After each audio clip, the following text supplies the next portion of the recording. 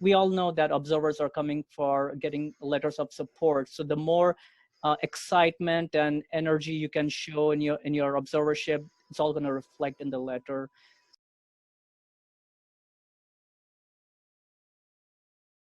You said earlier that you also work with people that are doing observerships. Yep. My perception and my feeling is that every day is getting more difficult, and if not difficult, more expensive to find an observership. And definitely a hands-on rotation is really hard to get by. What are you advising the people that are successful at finding an observership to concentrate on during those 2 to 4 weeks that they're working with an attending? Absolutely. So, as an observer, the role is quite passive for an observer. They're basically shadowing you. They're they're kind of looking at what you're doing.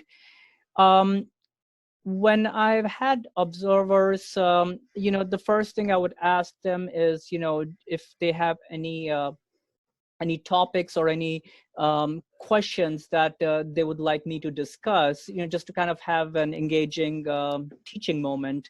And there were some observers who would like me to talk about dialysis or some electrolyte disturbance. Some were like, no, they didn't have anything to ask me. And so that again, that's so I would really highly encourage an observer to have some questions to ask the attending.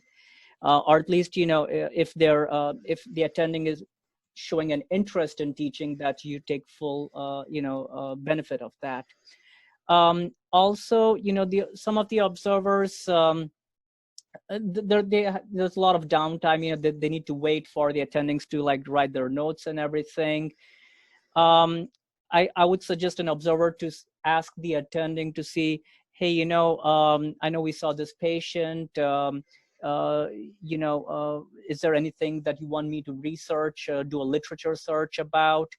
For example, I wrote in one of my blogs, so we had like 2 observers, and there was this whole question about polycystic kidney disease, and there's this medicine called Tolvaptan. And so when he asked me, hey, do you have something that you would like me to research on?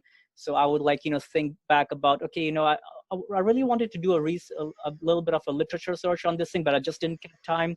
So I kind of told the observer to look at the literature and the guidelines as to what's the benefit of using Tolvaptan in polycystic kidney disease. And that observer did an amazing job putting all the information together. I would highly recommend observers to do as many presentations as they can.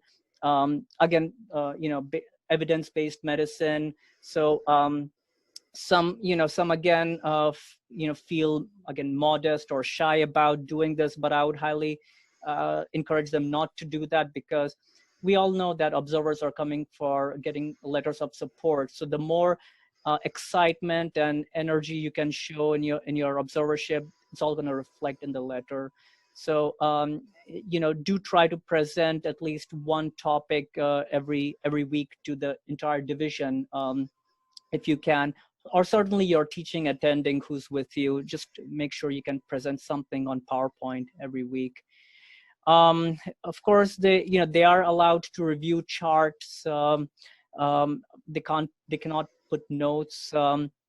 So do ask, if there's a question that comes up on rounds, do ask them, and do take the effort to search on search on the literature, and say to the attending, hey, I read about this medicine is kind of contraindicated in people with acute kidney injury. What are your thoughts about that?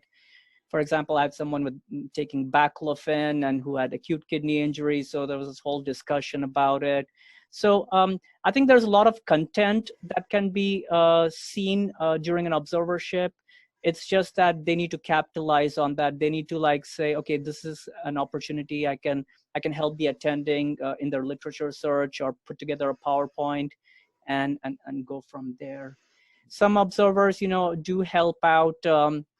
They also do look for research opportunities. I mean, it's impossible to do any research in 4 weeks, but at least you might be able to identify a mentor and see if you would be if they need help writing a paper or a review paper or something, that you can do remotely also.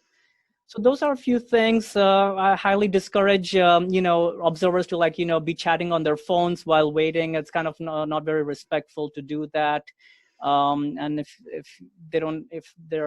nothing much is happening, they should just like go to the library or read something or do some research, and kind of go from there.